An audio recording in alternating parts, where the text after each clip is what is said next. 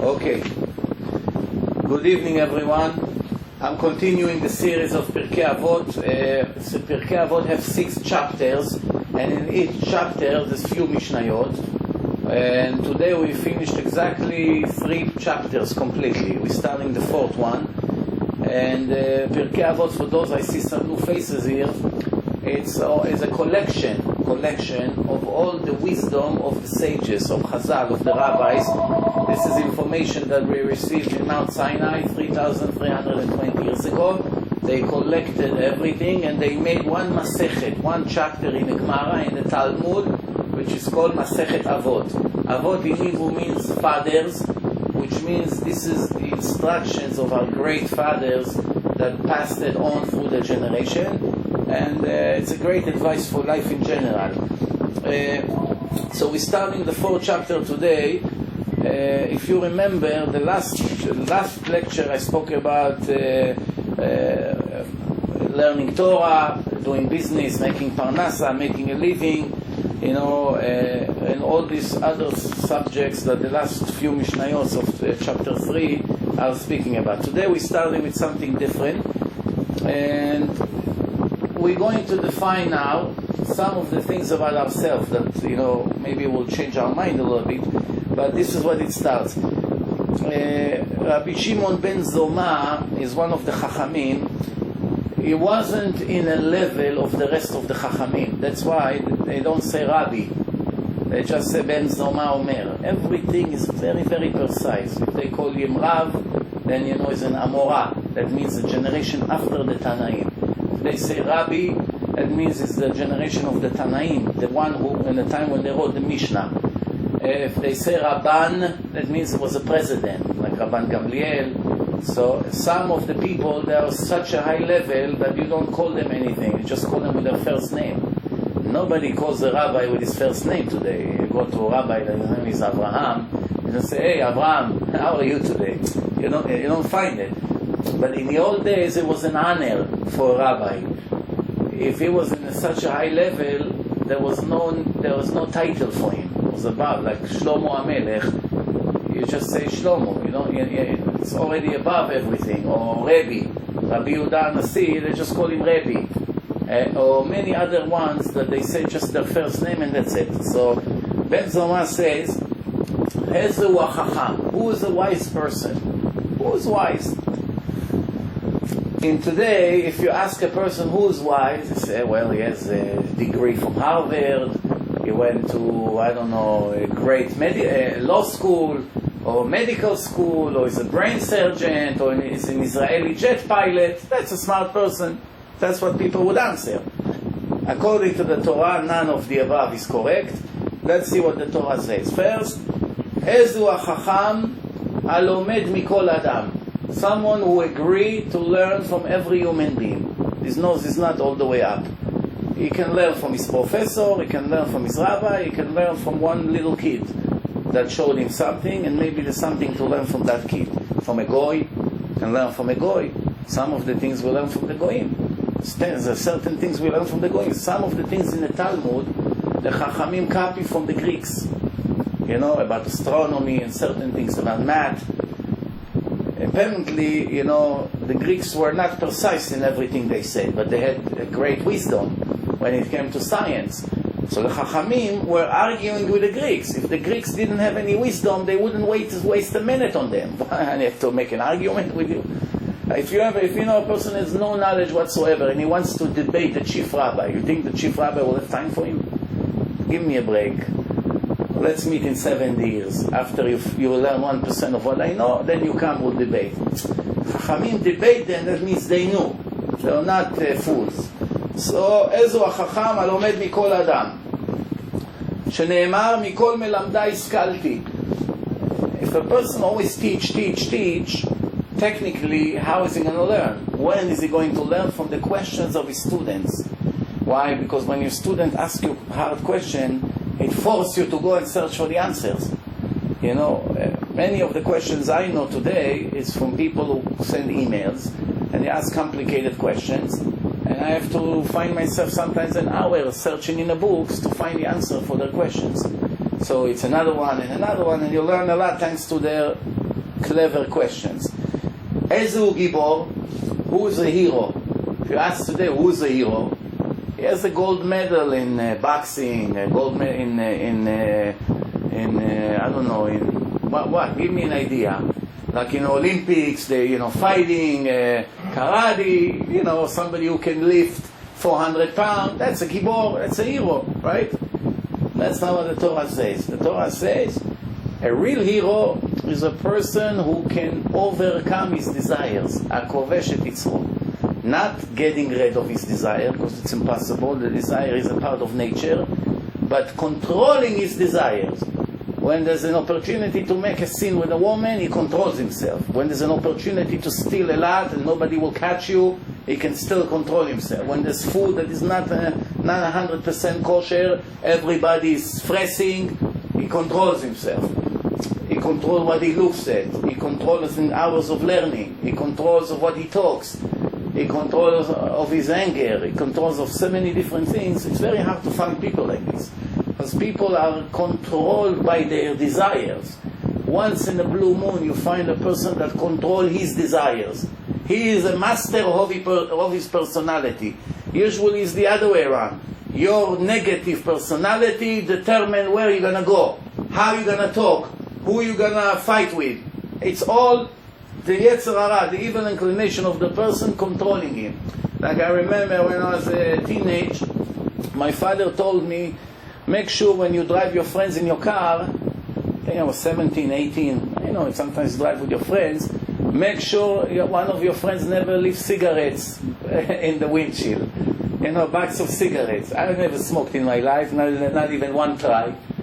Because if your father emphasizes, he puts the highlight on certain things, and he warns the kids about it, usually, not always, but usually it gives the kids fear from touching it. If they see that it's very important that the father is constantly repeating it, so the kids say, if my father is saying it all the time, that means it's really, really bad. Other things, maybe it's bad, maybe not. But this, my father always said, be careful, never touch cigarette, be careful, be careful.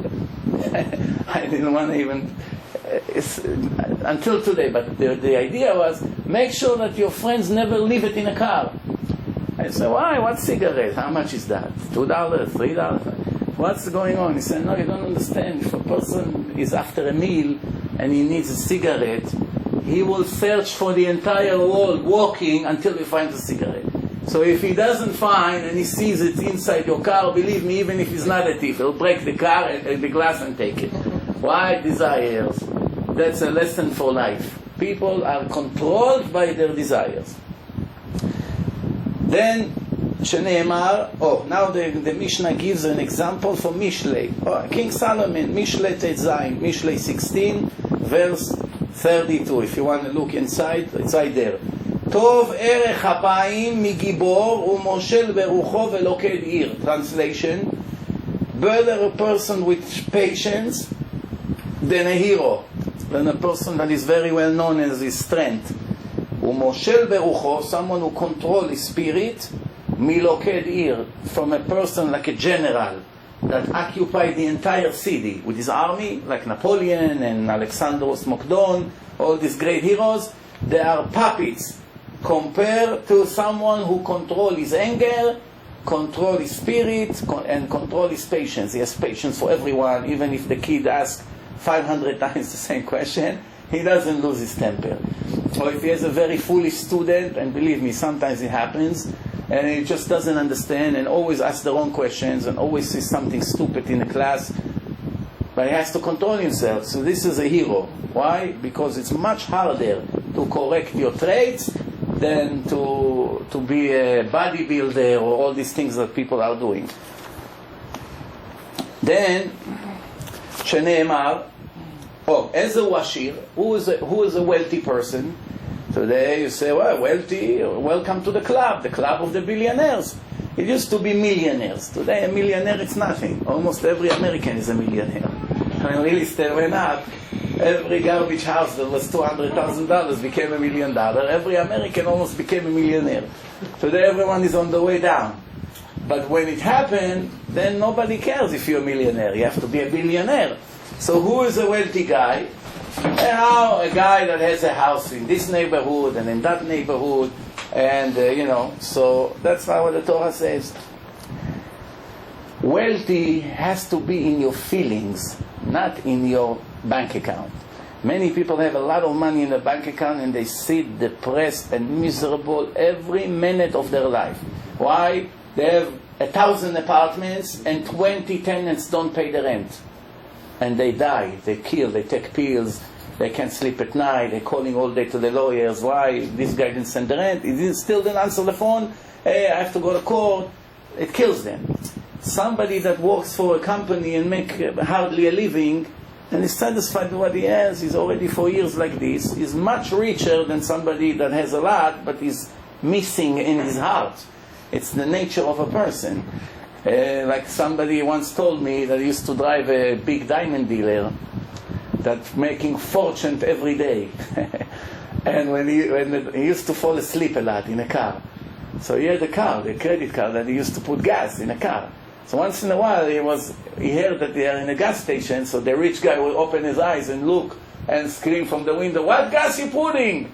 So he said, "I'm putting super." He's screaming, "You fool! How many times I told you put regular?" The guy is, who knows, hundreds of millions of dollars, and in the end he's fighting if it's going to be $2 more, $3 less. This is it. That's what's going on here. It's very interesting. Sometimes these rich people, they want to get rid of something. Let's see, the kid has a bike. It's not working anymore so good. They want to buy him a new one. Okay, so the kid is drilling in their head, buy me, buy me. In the end, he agreed. No, he has his birthday. He found the afikoman. Finally, he agreed to buy him a bike. Now, what are they going to do with the old bike?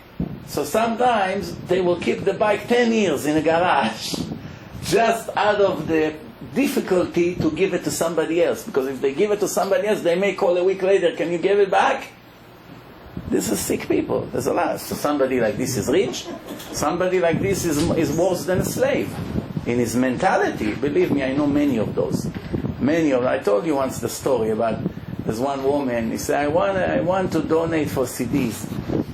So I said, okay, fine. Where are you going to be in this town?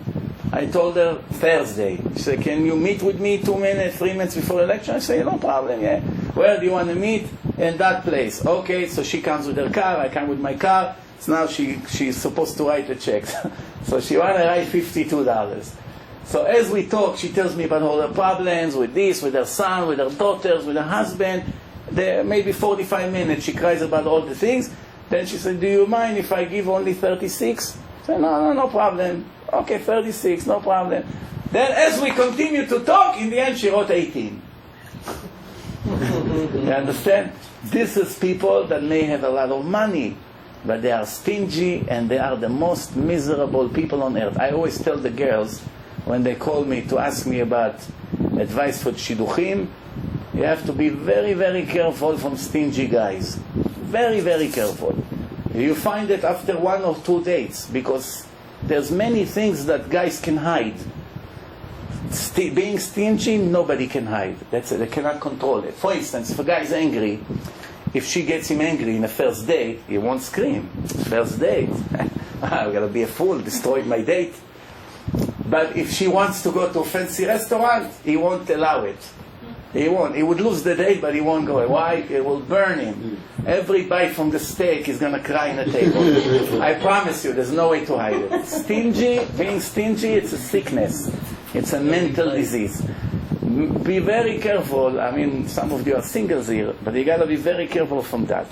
Then we continue. So Chazal say, "Ezehu ashir, asameach bechelko." Someone who is satisfied with what he has. If he's satisfied with what he has, he's very happy for what he has. Hashem gave him $500,000. That's his total worth in the United States. Cannot even buy a house in a normal neighborhood. But he's very happy with what he has. Even he's renting. Even if his car is not the best in the world. Even if his suit is only $100 suit. If his watch is $50 watch. But he's happy with what he has. It's very, very good. Sometimes you find people, they come from Africa, from Egypt, even from Israel. Life over there, it's much harder than here. It used to be, not anymore. Here it's already becoming horrible. But it used to be that life here used to be fancy and easier. It's easier to make a living, easier to find a job.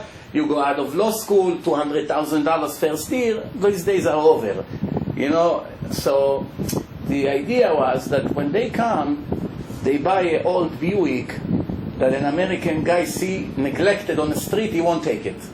You know, like you put it somewhere in the neighborhood. Hefker. Everyone wants to take it. The key is in the ignition. The car is yours. Nobody will take it. But somebody from those countries comes, drives it. He's in the moon. He calls his friends in Africa. You're not going to believe. First day in America, I'm driving with this old Buick. In America, it's garbage. But for him, he's the happiest guy in the world.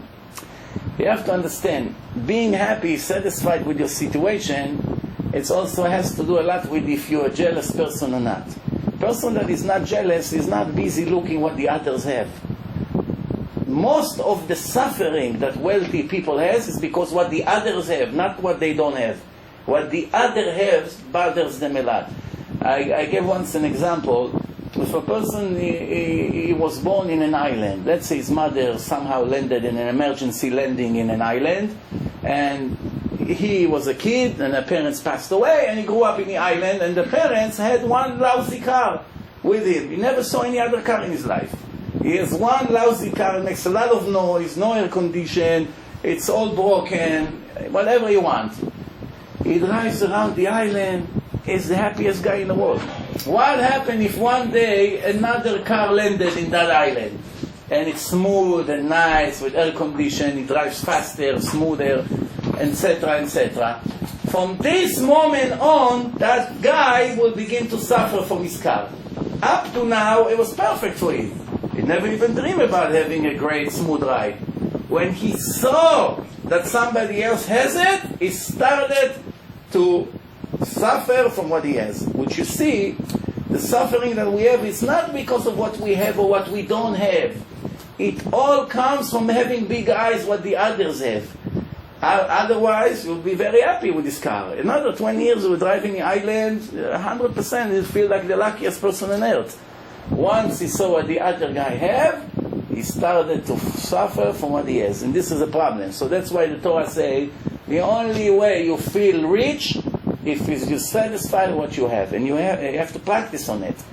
And plus, there's another problem here. It comes from faith, emunah. If you have emunah in Hashem, if your level of emunah is very strong, then you know how the world is working. Hashem wants you to have this kind of wealth.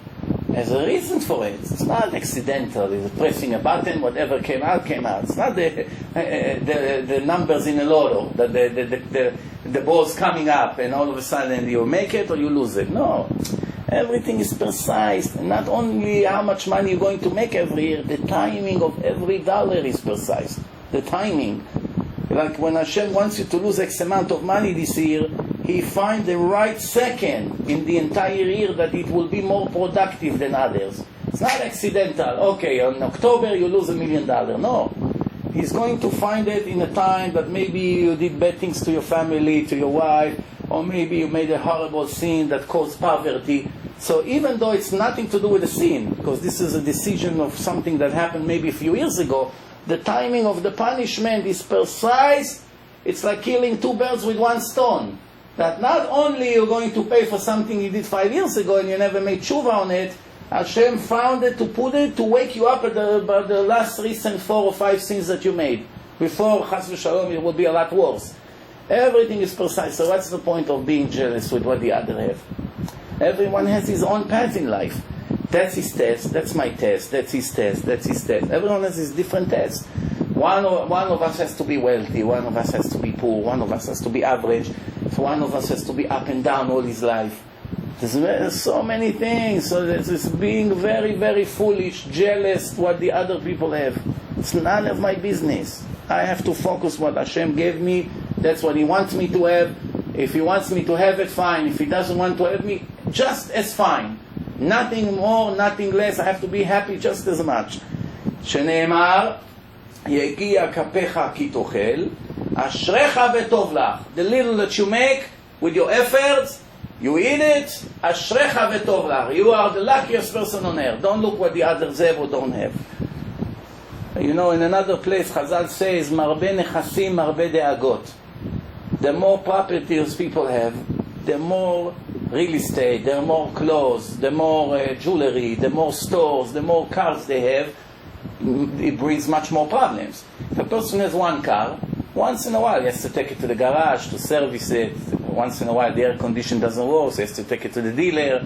There's some problem, there's a manufacturer defect, the computer needs a reset, there's a recall, but there's only one car. So it happens twice a year. What happens if you have 4 cars?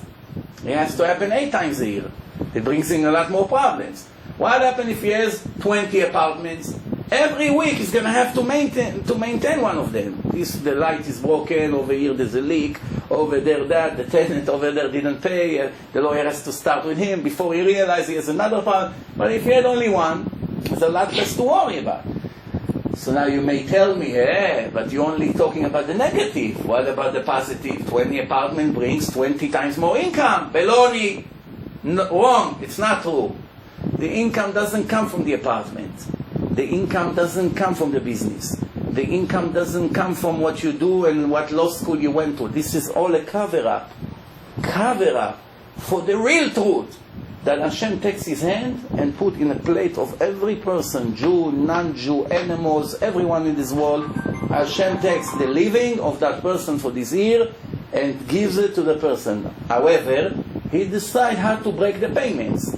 He can give it to you in 1 month, every month the same. He can give you 1 month very good income, and then 3 months desert, nothing.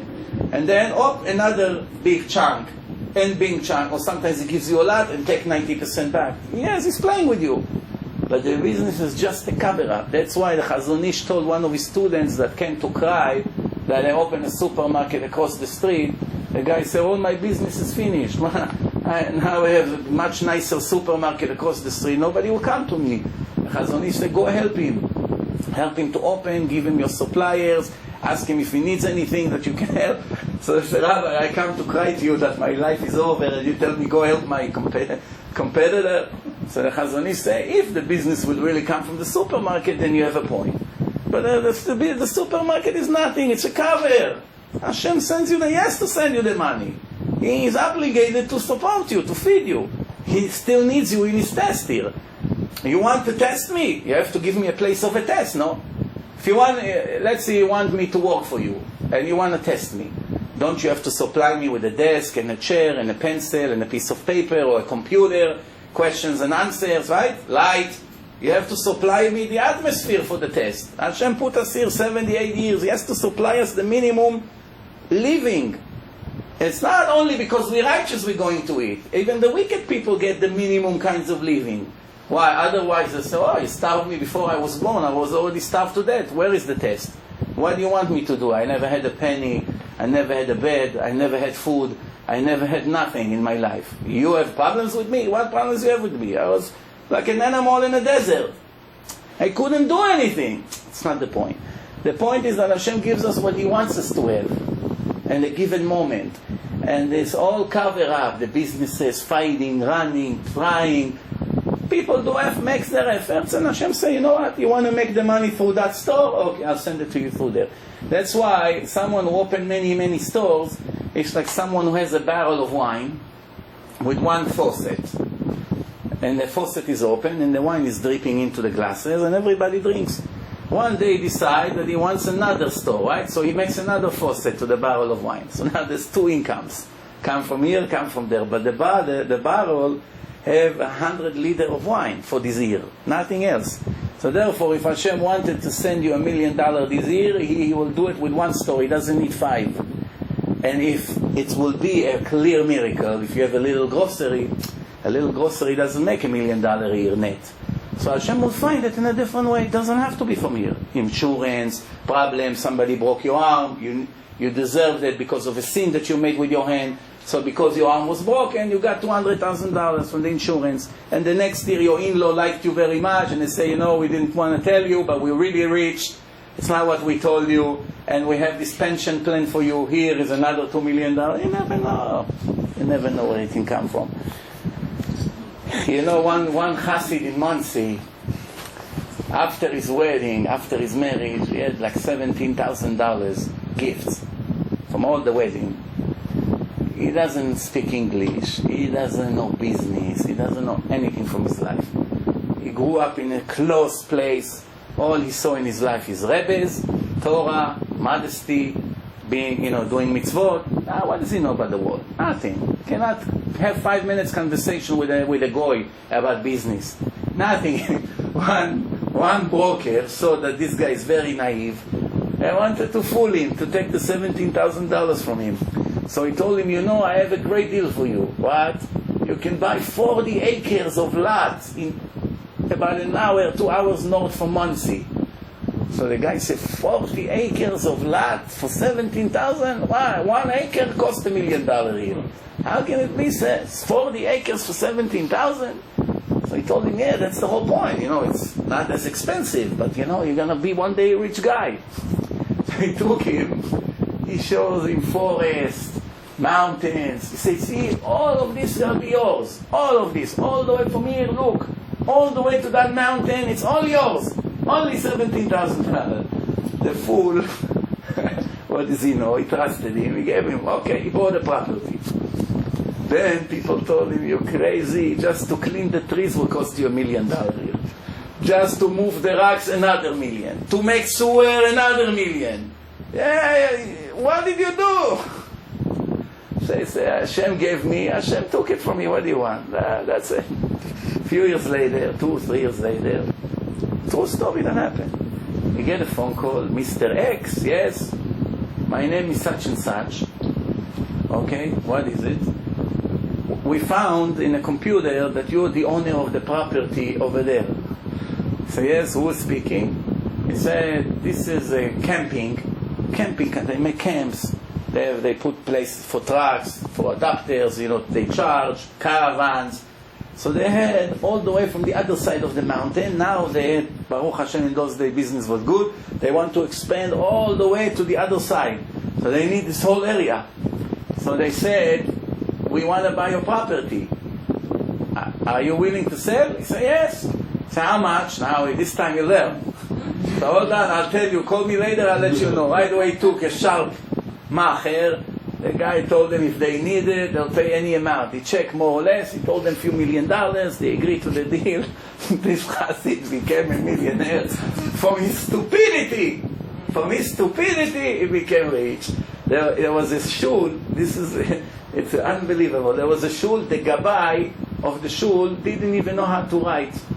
Very primitive, very ignorant.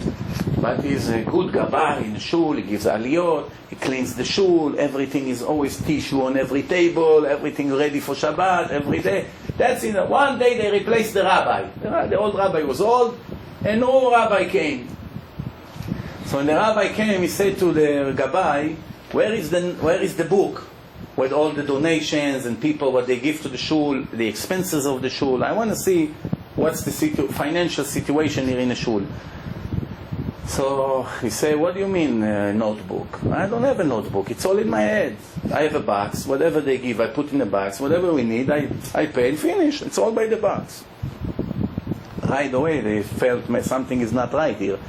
The rabbi told them, no, I'm very sorry. We cannot go on like this. We need a notebook. We have to write everything, what's going to be. You cannot, what is this, a box? Shul, it's like a business. You have to have a report. What do you do with the money? What? Tomorrow somebody that gave a donation will come and say, what did you do with my money? What are you going to say? You say, I'm very sorry. I'm here for 20 years. I never had to do any part. Nobody ever came and asked questions. The shul is running. Everything is beautiful. In the end, he admitted that he doesn't even know how to write. So the rabbi told him, listen, I'm very sorry. We don't need you here anymore. We'll pay you one big amount of money, compensation for the years that you were here. He told somebody else, get me a different gabbai that knows how to run a notebook. So they fired him. He gave him X amount of money, whatever it was. Now he has the money. He doesn't know what to do. He goes to the Rebbe. He said, Rabbi, I see 20 years I built the shul, I expanded, I did everything. Now they threw me out, they gave me this money. But I don't know anything to do with this money. In a few months it's going to be gone. So the rabbi told him, you know the way all the way here from the next town? Yeah, there's no motels on the way. No motels. People always come and tell me that they get stuck on the road, they have to sleep in the forest. talking more than 100 years, this story. Why don't you go and build on the way, on a main road, when all the horses coming with their carriages, make a motel, and everybody knows that in the middle of the way, between this town to the other, there's a motel with a restaurant, kosher restaurant, a place to sleep, and you invest all the money there, and for sure you have good business. So he told him, okay. He went, he built a motel, beautiful place with rooms, restaurants, everything. And everybody sees, wow, great idea, thank you, Baruch Hashem. Everyone who passed by, even if he didn't want to sleep, just out of curiosity, he goes to eat and to sleep there for the night. After a year, this guy, business is booming. One day the banker realized it's such a big business and he's not a member of our bank. Let's pay him a visit. So the banker comes with his bag, nice, beautiful bow tie. He comes inside. You see like a farmer sitting there running the show. He say, how come you're not investing your money by us? You know, we are the main bank here in town. Baruch Hashem, you have such a great business. How come we never saw you as a customer? What are you doing with all your money? He say, I have a safe, everything I hide over there. I said, that's not the right way to do business. The banker said, it's very primitive. So he said to him, okay, listen, this is a great opportunity. You see here, we have where the bank is investing money here, you're going to make 20% on your money. Instead of being in a safe, every year, every 5 years, you double your money. Great, you don't do anything, let us do the business. So he said, okay, no problem. He said, okay, just sign here. How much money you have? He told him, I don't know, 500,000. Sign here. So he said, I don't know how to write. I can't sign anything. I told him, no, it's a bank. Why? Without your signatures, nothing I can do for you. So he said, I'm sorry, I don't know how to write. He said, what do you mean you don't know how to write? He said, you don't know how to write and you run such a business? He said, you think I'm a fool, right? You are a fool! The only reason I have this business is because I'm a fool. I don't know how to write. If I knew how to write, I'd still be a lousy gabbai in the shul for $1,000 a month. I only became a millionaire because I don't know how to write, you see? That's the idea. People think I'm going to be a professor from Harvard, I'll be rich. King Solomon wrote, no, my friend, lo lachachamim lechem. Wisdom does not bring wealth. Does not. Believe me, there's a lot of people, they sell gold, they do things, they sell food. They don't know anything. Ask them who was the President of the United States, they don't know. Who was the Prime Minister of Israel, they don't know. Stock market, they never heard of it. Anything you ask them, even to open a bank account, they don't know. To start a computer, they don't know. But they're very successful buying and selling jewelry. They know very well one thing, and from that they make a lot of money. So, the idea is, who is rich? Someone who is satisfied with what he has, and is never looking to others people plate. And the last thing in this Mishnah, miu mechubad, who is a respectable human being. Right away you may think, president, an owner of a big company, a great professor, a great general in the army, that's called mechubad. A great celebrity, a rock and roll singer, I don't know, in a band.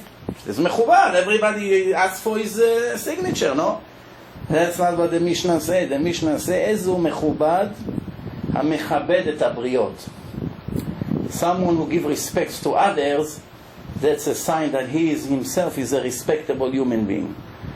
From this we learn that not what we think is the truth. What the Torah says is sometimes completely the opposite of what we say. Because what's the connection? Because when you give respect to every person, you never have enemies. Everybody loves you. Some people, no matter who they meet, they talk to in their entire life, they can live 70, 80 years, not one enemy they have. Never. It's impossible to be their enemy. Such nice people. They can never fight. As soon as somebody did something bad to them, right away they run to the side. Okay, no problem, don't make a big deal out of it. No problem, no, forget it. No, he's right. This is their nature. Nobody can hate them. Even people who did bad things to them once, twice, 3 times, eventually they get embarrassed. How many times I will bury this guy and look at how nice he is to me. In the end, they turn around. The next Mishnah, Ben Azai Omer. Ben Azai was a rabbi that didn't want to get married. was a giant, huge scholar, and didn't want to get married. So the rabbis told him, don't you know that the first mitzvah in the Torah is to get married and have kids? First mitzvah from the 613. So he said, I'm not a regular person. I'm addicted to Torah. I cannot live 1 minute without the Torah. Chashkan nafshi b'Torah. You will take away the Torah from me 10 minutes, I'll drop dead. I can't live. For real, not making a show. How can I have a life with a woman? I have time to sit with her and talk to her about the phone bill and how she cuts the okra today or the Israeli salad or what watermelon to buy when I go shopping. I don't have this. I mean, for me, it's you kill me. It's not that I don't want, I just can't. So the Chachamim says right. It's an exceptional case, but the Chachamim say it's the last one in history. After him, nobody can copy him. En yoter Ben Nazai. Ben Nazai was shakdan. Once he passed away, the Chachamim said nobody ever come and claim that he was like him. It was 1 in a million years, somebody like this. Cannot leave the Torah for 1 minute. You know, I told you once that my cousin asked Rav Ben Zion Abba Shaul, Zecher Tzadik Livracha, I said, which mitzvah it's hard for you to do?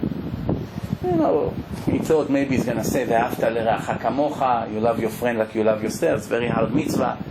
So I told him there's a mitzvah that you're not allowed to think about the Torah when you're in the bathroom.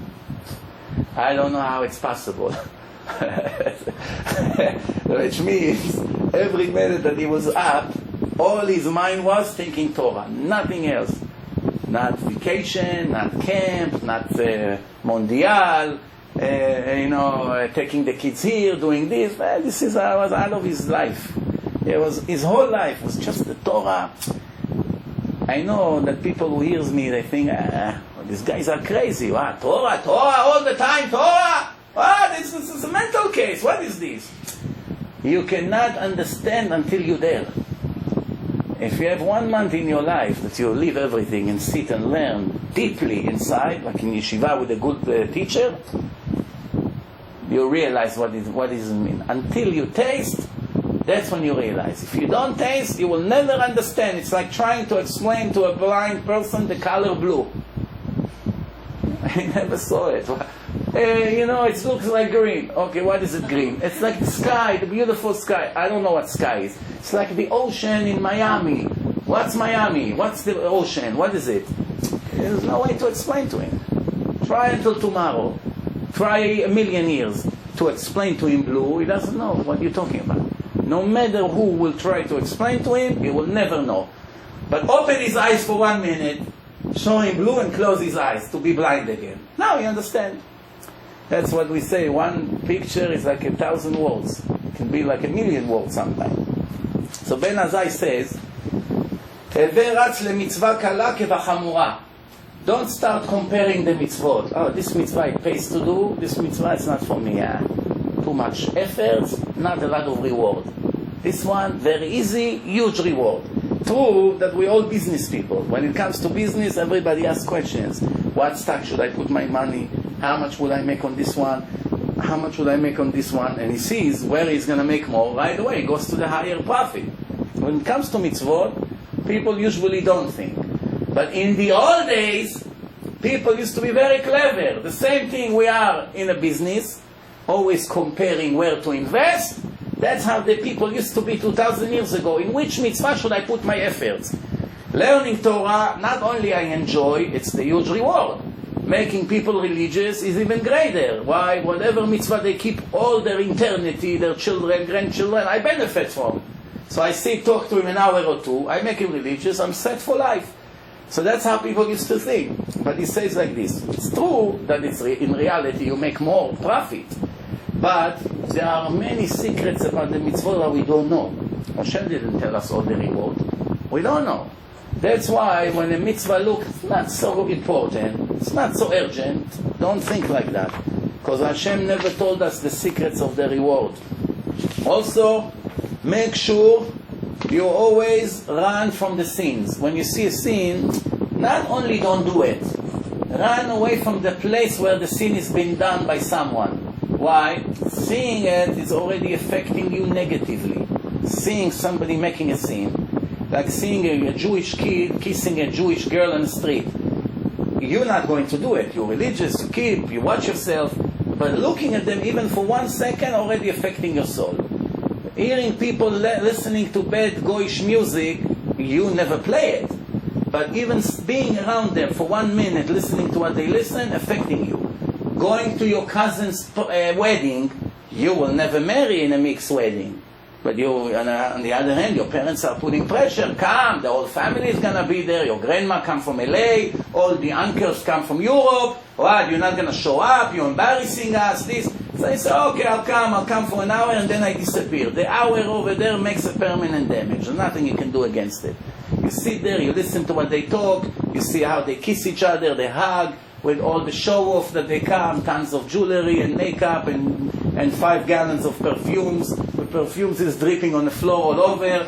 And then you say, I'm a tzaddik, I'm in love with Hashem. You know, wow, what a beautiful place, Hashem. You understand? So it's just not going to work. That's it. The whole thing, I remember, one of the things I remember from the autistic kids, he used to say all the time, you cannot live in 2 different worlds at the same time. You must choose. That's always, to every person I took there, right away started to attack. Which means the religious, the Baalei Tshuva, those who become religious, they don't want so easy to live their previous life. They want to keep 1 leg over there and 1 leg in the religious world. Which means, Shabbat, I keep. Tefillin, of course. Shul, I go to shul. Tzedakah, I give. Rabbi, come to the business every week. I give, no problem. I even change my clothing. I even get rid of my tailor, fine. But still, the old friends, once in a while stop by, sit with them, you know. He lives in 2 different worlds. It's very difficult for him to live his previous life. Many people say to me, I became religious, but every time I meet my friends, they take me down. The next day I feel like I stepped like 10 months back. So, am I supposed to leave my old friends? Or am I supposed to stay with them? Because, you know, ve'afta l'reacha kamocha, you should love your friends. So what's the answer? Absolutely. Right away, if you feel that your old friends are not coming towards religion when you are with them, or it's the opposite, they drag you to their side, you have to cut your relationship with them immediately. Don't think they're going to get upset, they're going to say what's going on, it's Chilul Hashem, as soon as he became religious, he's not our friends anymore. You have to explain to them in a very nice way, look, I have a mission in life. Life is short, I don't know how long I'm going to live. Another 10 years, another 20 years, another hour. Who knows? Nobody knows. Since I do not know, I have to assume that it's my last day in life. And I have a lot to do. Sitting with you, talking about soccer and basketball and vacations and girls and the clubs that you went last night and what your wife likes, the new bag or the new shoes that came out and that designer and that fool and that things, that's going to take me away from eternity. That's not Hashem. That's fake. This is all fake life. I gotta cut, I have to terminate these things out of my vocabulary. Erase it from my cell phone, erase it from my computer, old magazine, old newspapers, habits that I used to have. I gotta cut it out. This is a sign that I love Hashem, that I'm starting to clean my life day after day, every day something else. It's impossible in one night, impossible, it takes years. But a person has to always move forward. Sometimes people become religious, a few months, they're very strong. Then after that, they feel, I'm already the Rebbe. I'm already a Rebbe.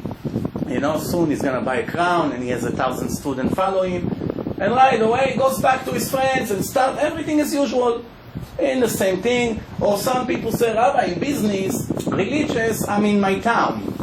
Here in my business in Manhattan, it's a zoo. You have to be like them. If you're not going to be a crook like them, you're never going to make business. So the Torah was only for Monsey. But when you go to Manhattan, you become a zombie. When you go to Monsey, you become a Rebbe. 2 lives. Rabbi, now we go to vacation.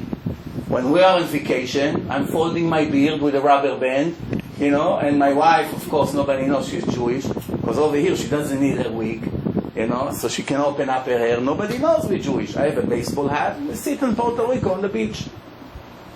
So where is Hashem in the whole picture? Where is Hashem in all pictures? I just took the kids to swim a little bit now before we came here. You know, summertime.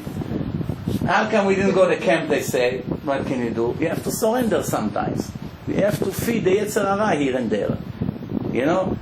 If you starve the evil inclination too much, he explodes. And then it's too bad. You have to feed him a little bit, a little bit.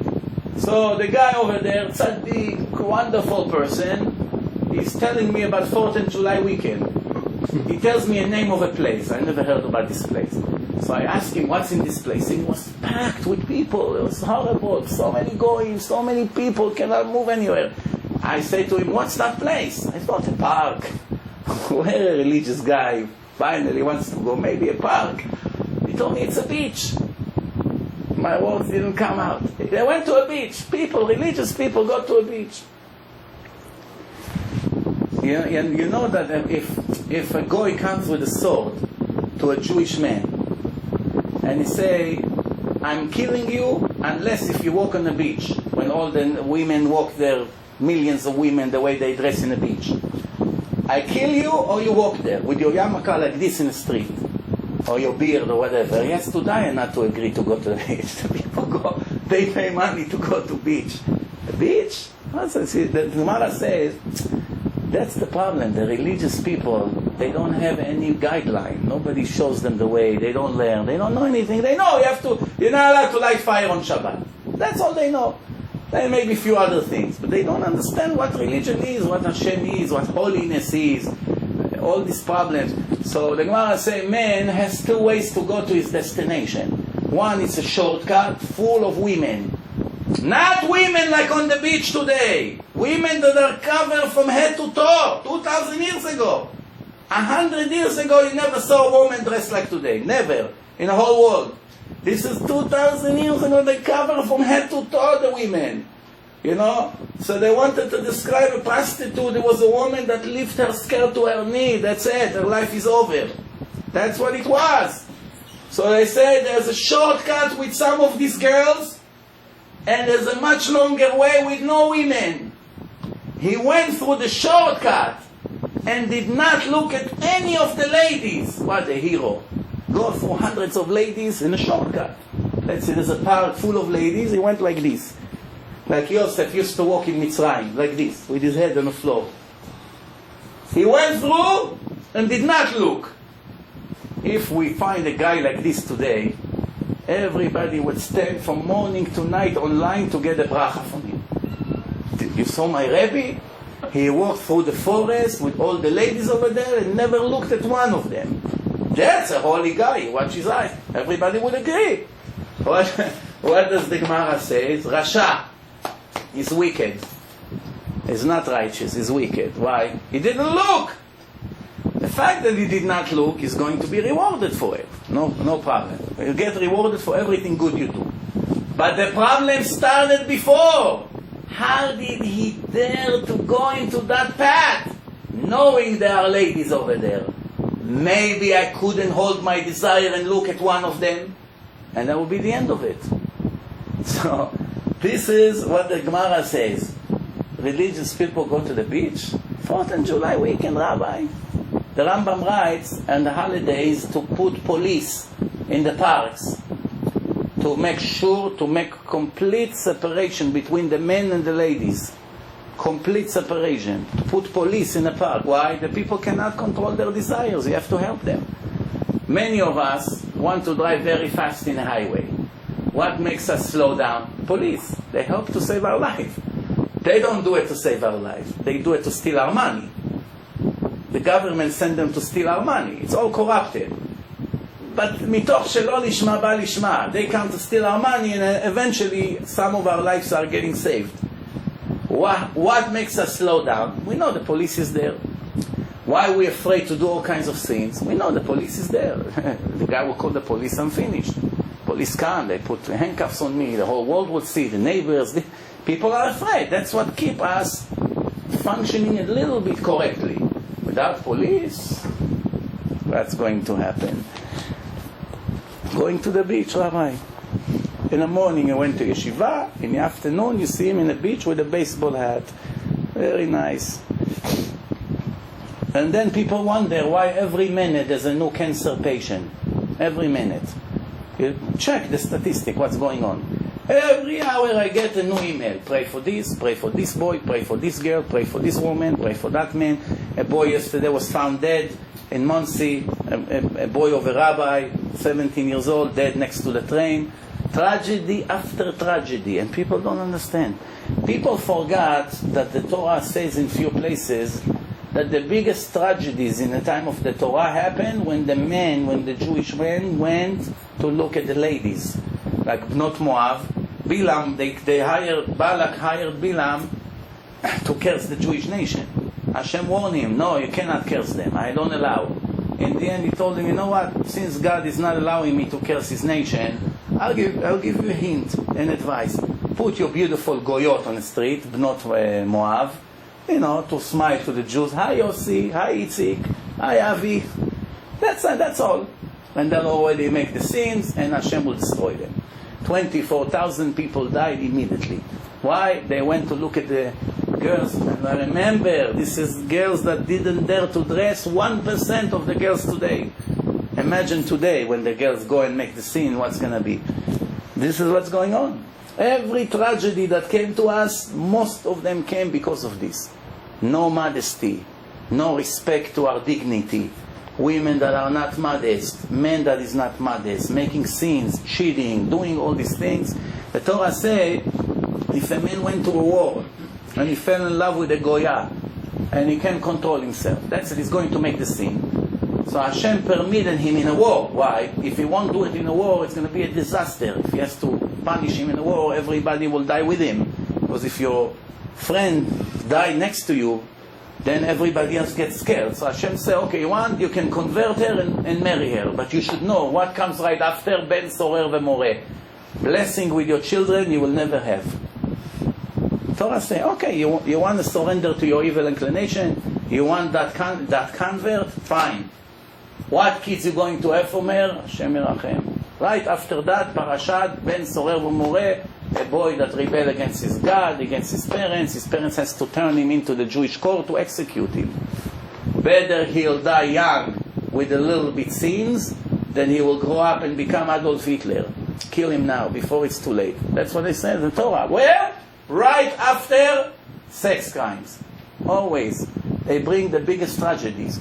All the hurricanes, all the problems that goes, South Carolina, San Francisco, Thailand, all these beaches, places, tsunamis. I think it's coincidence? Two things.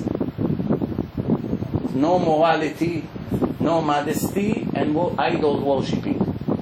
Haiti, all these places. Everybody is naked there and worshipping idols, voodoo. Those are the things that get Hashem the angriest. We have to be clever to learn from other people's stupidity, not to repeat their mistake, for our own good and for our children's good. Okay, so we continue. The last thing in the second Mishnah is, we should know, there's a rule in the creation. Mitzvah goreret mitzvah, ve'avera goreret avera. Mitzvah that you did opened you right away an opportunity for another mitzvah. You did the second mitzvah opened you an opportunity for a third mitzvah, and so forth and so on. It's up to you when you want to stop. If then you get tired, you don't want to do, the roll is cut. You did 6, 7, 10, 700, whatever you did. Once you stop, the momentum stop right there. Same thing with the sins. You made one sin, right away the evil inclination, the Satan is attacking you right away with another temptation, another test, another trap. One trap leads to another. It's like a person take one bite from a forbidden steak. It's delicious. Right away, what happened to him? I want already the second one. It's called avera goreret avera. You spoke lashon hara about one person. A minute later, you go on the street. You have an opportunity. A girl comes. Something happened. You make a scene with a girl. Next thing, right away, something else. Why? One thing leads to another. You go on a momentum. Positive, it's positive. Negative, it's negative. That's how it is. Then the third Mishnah. Ben Azai, continue with what Ben Azai says. Hu haya omer, al te'i baz lechol adam. Never disrespect anyone. Never. Don't look at people and disrespect them. Jew, non-Jew, male, female, smart, foolish, rich, poor, handicapped, whatever the case may be. Never get to a situation that you disrespect people. Always respect every human being. אל תהי מפליג לכל דבר. What does it mean? מפליג means to go too far. To go too far. Which means not only don't disrespect people, never disrespect anything in a creation, even a bug, an insect. Say, why do we need this? Here, you kill it, or anything that is, why do I need this one, a plastic cup, put it in the garbage. People get to, it's called in Hebrew mezalzelim, disrespect. They don't hold of anything, and later it becomes worse and worse and worse until you find spoiled kids. You give them hundreds of dollars toys. They play 1 hour, and the next thing you find it in the garbage or in the street. Why they are like this? Because their parents raised them like this. They disrespect. You buy them the nicest bike, the next day you find the bike in the middle of the highway somewhere. They don't care. They go somewhere, it's hot. They don't want to go they bring the bike back. They leave it over there, $200. My father is rich, no problem. What happens if one day they grow up and they won't have the money that they had? Now you're going to have a Prozac addicted patient. He needs to live on a Prozac. Why? He cannot handle life. He needs anti-depression. Why? He grew up like a prince or a princess, and now she's on her own. She finally met her Talmid Chacham. They have a little apartment. They have a lousy car. It's not the beautiful mansion that she grew up in. She doesn't want this. No, give me a cat. I can't. I'm not used to this. One guy came on the shidduch to meet the father of his future bride. So he came to him in his beautiful house. He says to the guy, "What are you doing?" He said, "I'm learning full day in yeshiva." He said, "What are you planning to make parnasa?" He said, "I'm not planning. I'm going to continue to learn." He said, "How are you going to afford an apartment for my daughter?" He said, "Hashem Ya'azor." He says, "How are you going to have a car to drive around?" "Hashem Ya'azor." He says, "You're going to have money to pay the electric bill? How are you going to afford it?" He said, "Hashem Ya'azor." Everything, Hashem Ya'azor. Then he screams, "Rivka! I didn't know my name is Hashem." Hashem Ya'azor. You are wealthy already. You pay me for all that. Right next to where I live, there's a very big Rav, big Talmid Chacham. Mamash, the shul, almost next to my house, maybe 5 steps from my house, there's a big shul. And the Rav over there is one of the better Ashkenazi rabbis in America. He's a great speaker. And not only that he's a great speaker, he's really a person that connects to Hashem Express, with no obstacle in between. Mamash Express. You should see the way he walks, the way he talks. Every move that he makes, you see, is not in this world. Mamash, the way he prays, completely out of this world. Mamash. You see, it's a living example how a Jew is supposed to be. So when he was 20 or whatever, 19, when he was about to meet his wife and get married, they sent him to a gvir. Gvir means in a religious world, a wealthy man. Unfortunately, in this lousy world that we live in, the rich people has the power to get to their daughters the best Talmidei Chachamim by offering them a lot of money that they can sit and learn Torah. The kids wants to marry them, they agree because they know I'm not going to have to worry about parnasa, making a living. I'm going to have to sit 20, 30 years and learn Torah. For me, it's worth it. Even if the girl is not the most beautiful one, she maybe not be the best righteous girl around, but the fact that the father committed to all the expenses, already it's a very great advantage. So he went to meet a wealthy guy for his daughter. The guy asked him, "What are you planning to do?" He said, "To learn all my life." He said to him, you want to make any efforts to make a parnasa, something? Maybe you teach, maybe you will be a sofer, write mezuzot, something, make a living. I'll help you. It's not that I won't help you. But do you want to do something? He said, "Absolutely not. I don't want to waste 1 minute of my life about nonsense. I only want to do Torah and Torah and Torah all the time." So he said, "Okay, I'll get back to you." He goes to his friend, 2 rich guys, saying, "So that's chutzpah, guy. What the nerve this guy has. in my face, he tells me I'm going to live off your money all my life. What do I want to do? Learn Torah all my life. So the other guy told him, that's what he told you? Who is he? So I told him the name. The next day he ran to the guy and said, remember what you asked for the guy yesterday? I'll give you everything. Marry my daughter. Who is she? Here is she. You like her? Yeah, beautiful, no problem. Got married to him, and this guy not only supported him, he gives him a lot of money to give out to tzedakah. He made him in charge of his master money, a wealthy guy. So all the 20% from his income he puts in a fund, and people, for every morning after the Shachritz prayer, there's a line of 20 people standing by his office in a shul, and he gives each one of them 100, 150, 50, each one every day like this. And sometimes I once asked, where does he have all this money to give? They said, no, it's not from him, from his father-in-law. And from that I learned the whole story, how he got that father-in-law. So the other one, today when you see every Shabbos, almost 1,000 people come to hear him. They walk 2 hours in the hottest weather like today, 2 hours just to hear an hour lecture from him. What do you think happened in his heart, the fool? That he went to tell his friend, and his friend went and grabbed such a diamond. The other one hits his heart. What was the big deal for him to give him X amount of money every month? You think it was a big deal for him? But sometimes the wealthy people, they don't have the merit. Even if they want to finally give something, the Satan say, hey, you give it to those who sit and learn Torah? No, come, we have something for you. Give it to a hospital. And he feels so great. Wow, I donate money to the hospital.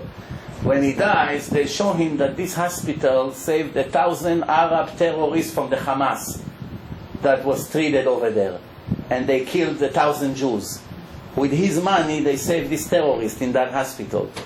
Why? The hospital has to take care of everyone. They cannot tell the patients, the Israelis go and fight against these terrorists, they shoot at them, and then they pick them up and bring them to Israel to take care of them. Can you understand what's happening? That's what's happening. Every Arab terrorist that needs a hospital, almost all of them, they bring to Israel to take care of them. Why? Who just shot him? The soldiers are fighting against these terrorists. They come to attack. The soldiers kill him, they take him with a helicopter to Israeli hospital, they take care of him, save his life, and the taxpayers of Israel has to pay $25,000 an hour for the helicopter to take this murderer monster that came to murder kids. And he got shot, so now we have to take him to take care of him, you understand? That's the world we live in.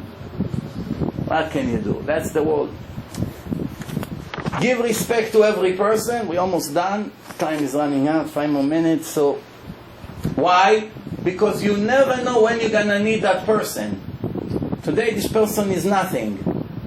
You disrespect him, tomorrow is going to be somebody big. You know, they said about Harry Truman, president, 60, 70 years ago, 50, 60 years ago, the United States president. So, he was living next to 2 Jews, husband and wife. And they used him as a Shabbos goy. Whenever they needed to turn something, to move something, they called him. It was Harry, the boy. But they were so nice to him that he fell in love with them. Later, when he became the president, they vote if to open the border in the United States to all the Holocaust survivors. And he had great impression from this couple. And he motivated everyone in Congress to agree. So I read it in one of the stories, in one of the books, the whole story of this couple, where it used to be, how things that they used to tell him and things that he used to ask. The relationship between Harry, the boy, that nobody ever dreamed that one day he's going to be the president of the United States, and they treating that guy so nice, eventually this couple is benefiting, is earning all the life saving of more than 100,000 Jews that came here after the war, and many of them were rabbis that opened yeshivot. They have a piece in each one. What? Thanks to the Kiddush Hashem they made next to Harry the boy. Imagine they say, this boy, what were you giving him so much respect? You never know. One day your life can be dependent on that person, or not you, another Jew. People don't understand. I once told the story about Rabbi Yaakov Kaminetsky and his wife. They almost got killed because of a thief. Rabbi Yaakov Kamenetsky was one of the important rabbis in America in the last 100 years. He had thousands of students. All the important Ashkenazi Rabbanim in America, many of them are his students. And when he was a Yaakov, a young man with his wife, newly were married, they went to a town in Europe, and it was a freezing, snowing day, rain, snow, freezing wind, and people had to walk in those days, and they saw that it became night, they won't make it. So they looked for a house of a Jewish person to sleep in his house. So they saw a mezuzah in a nice, beautiful house. So they knock on the door, the rich guy opened the door, he say, "We're looking for a place to sleep." So, "No, I'm sorry, I cannot let you sleep." So, "No, only one now, we don't want anything, just a bed, sleep, 5 in the morning, we get up, we leave." "No, I cannot let you in." They begging 10, 15 minutes, "I'm with my wife, we'll freeze to death. I'm sorry, I'm not letting you in." In the end, after begging him, he allowed them to stay on the side of the house, under the shed there. There's a cover from the rain that they won't get wet. All night they was sitting outside, freezing.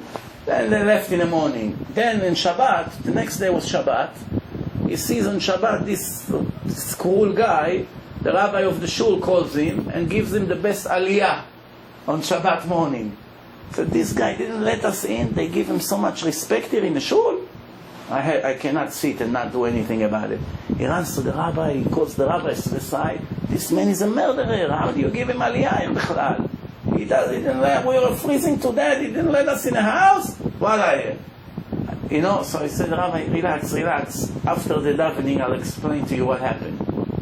By the end of the prayer, the rabbi told him, "A night before you showed up, there was the same story. It was still raining and all that. And one guy on the way here knocked on his door, and he let him in. He slept there, and he stole all his stuff from his house and disappeared in the middle of the night. So he swore to me, morning before you came, that he doesn't open his door to any strangers anymore. He mamash made a vow. But he is the guy that donated all this building. And he used to be the #1 person in hospitality in this town. Everyone who needed a place, automatically we send it to him. Until that case happened." Why I'm telling you this story? The thief that stole some of his silver or money, what does he think? I stole $20,000. So what sins did I make?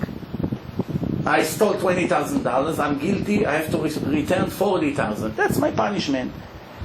And I was ungrateful. The person opened his home, he made me sleep there, and I was ungrateful to him. So 2 sins I made from the Torah.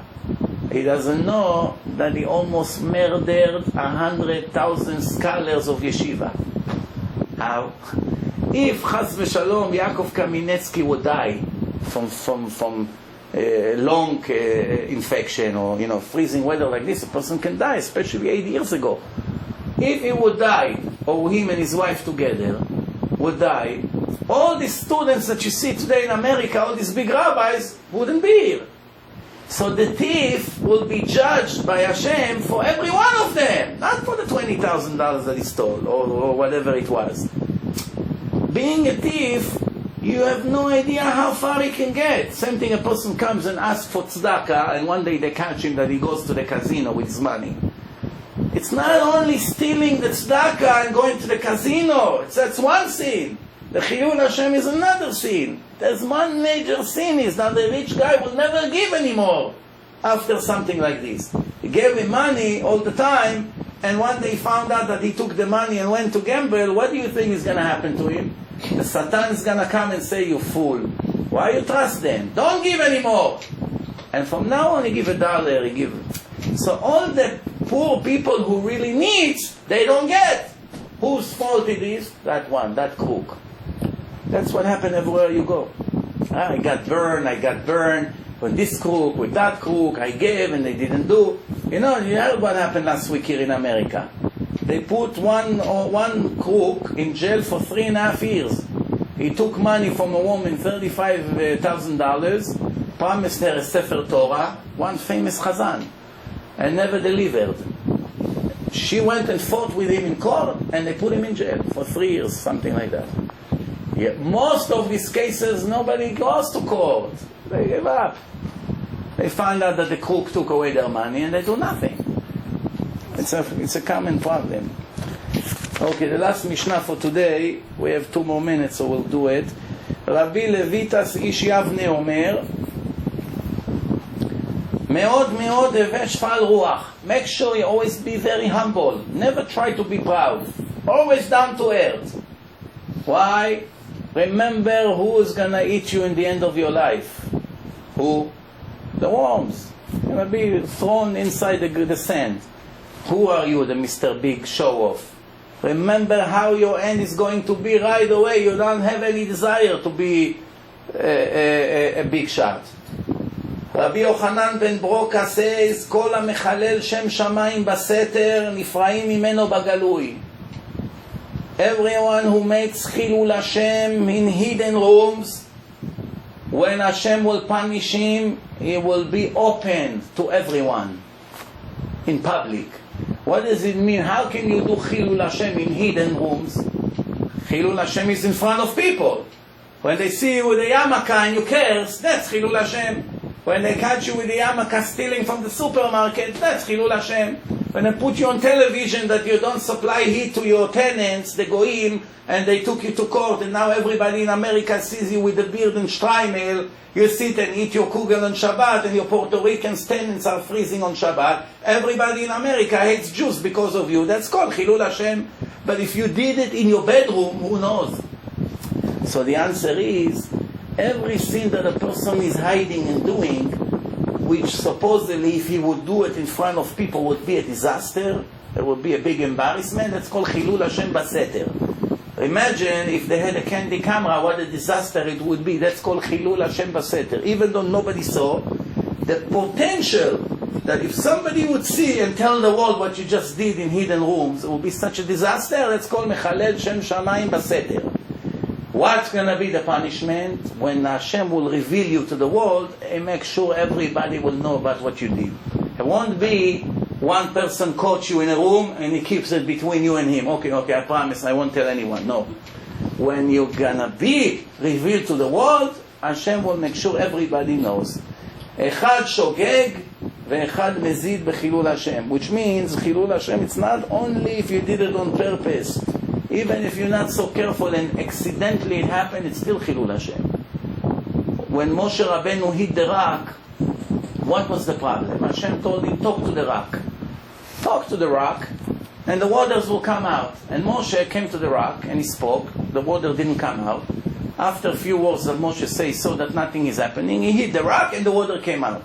What's the big deal? For that, he did not enter the land. That's one of the 5 sins that Moshe made in his whole life, if you can call it a sin. And what was the problem here? Why Moshe got punished so much that he hit the rock? He spoke to the rock. He didn't help. So he hit the rock. What happened?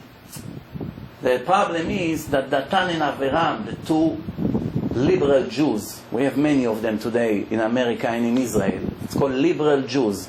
They do everything to help the enemies of Israel against Israel. Everything they can. If he's a judge in a court, in a Supreme Court, in a court in Israel, if he's in the army, if he's in a newspaper, if he's in the media, always against the Jews. Never towards Israel. They're always with the enemies. Help them, give them, why are you tough with them? What do you mean? This is terrorists that come to murder kids. We got to protect ourselves. No, you have to be human. We cannot be like them. That's called, in America, liberal Jews. So there used to be few of them already in the Exodus of Egypt. Torah said, Datan and Aviram. 2 wicked people that makes a lot of problems to Moshe. They came to the people and say, big deal. Moshe said that soon he's going to get us water from this rock. He's a shepherd. Every day goes with the sheep here for years. He knows every rock, which one has a spring water underneath. So when he's going to do something with this rock, he knows that this rock has a spring. Let's see him getting us water from this rock. Not from that rock that he said. Let's see you giving us water from here. Now Moshe thinking, Hashem told me speak to this rock. But if I speak to this rock, they already ruined the magic. The miracle, it's not effective. They convince everyone that this rock, it's a trick. For me, for Hashem, it's no problem. He can get water from this rock. He can get water from this rock. I'm sure He will understand me that I did not go to that rock and I went to this rock. Why? Because I want everybody to see the greatness of Hashem. He's trying to help Hashem, not to go against Hashem. But the 1 minute that Moshe spoke to the rock and water did not come, they were laughing, all of them on the floor. All the wicked people that came with them, all the gang of these liberal Jews that goes against the leader as usual, they were laughing. You see, I told you. So when he's angry, he hit the rock. Tons of water came out. They all were silent. They got shocked because they saw they made a mistake. So it was a happy end. Good, happy end. No, like in the movies, there's always a happy end. But the 1 minute Chilul Hashem, not intentional, Chilul Hashem made Moshe Rabbeinu not enter the land. 515 prayers with tears didn't help him. Why? Disgrace the name of Hashem. It's a very big, horrible sin. It's not just another sin. It's when people see what you did, and because of that they disrespect Hashem or the religion, it's a horrible thing. And that minute, Moshe did not have forgiveness for it. That's what it means here in the Mishnah. When you make a Chilul Hashem, even not intentional, in a hidden room, not intentional, when it comes out, it's a disaster. Bezrat Hashem, we'll see you on next Monday, right? Next Monday. Thank you very much for coming. Good night.